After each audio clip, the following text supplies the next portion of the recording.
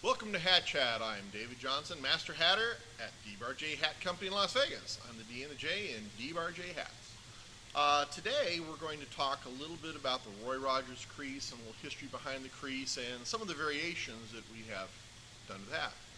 This is the crease that Roy Rogers was famous for.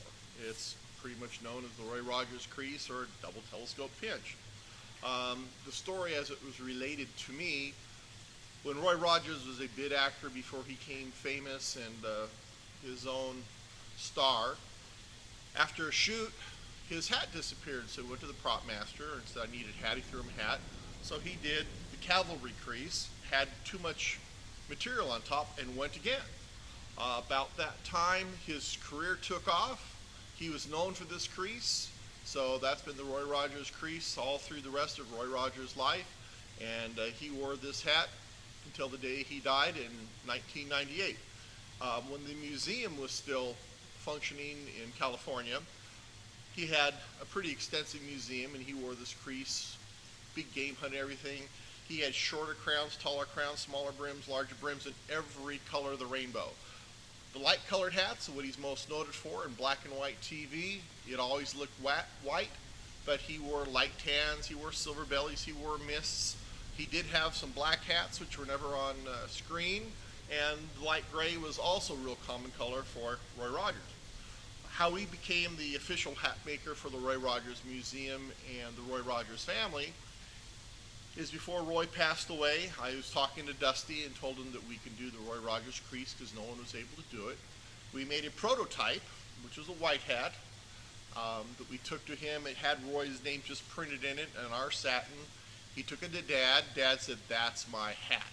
We got approval from Roy to make the hat. By the time we got his signature, which took a piece of paper, Roy Rogers, we can't put his name in the hats, and a special satin was made. By the time we got everything made and put together before we could deliver it, Roy had passed away. We learned that last year that when Roy passed away, the very first hat we took for a prototype to be approved it was buried with him, so he is buried with the DbarJHat. Dusty Rogers, who you see over my shoulder, has been wearing our DbarJHats in Branson at the Branson show that he had for years. He recently left the show. The show's no longer there. He is in New York City. They're putting together a stage play for Dale and Roy, which should be coming out sometime in the near future. We'll be making all the hats for the play. There'll be one Roy Rogers, there'll be Del Evans. If you remember the TV series, all the good guys always had clean, nice pressed hats, and the old bad guys always had cruddy hats. So we're going to be excited to see what we're going to make because we're making all the hats for the show.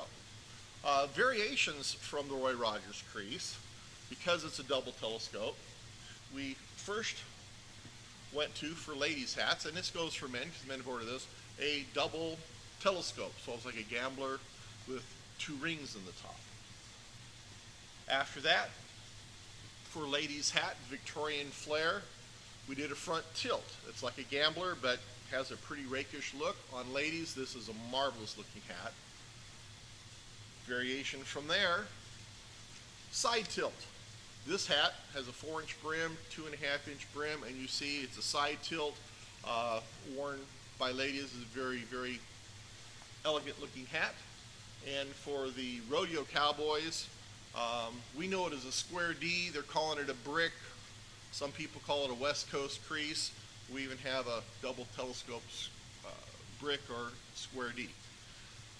So all these can be done. It's all in creasing. It's all in the hands of the hatter.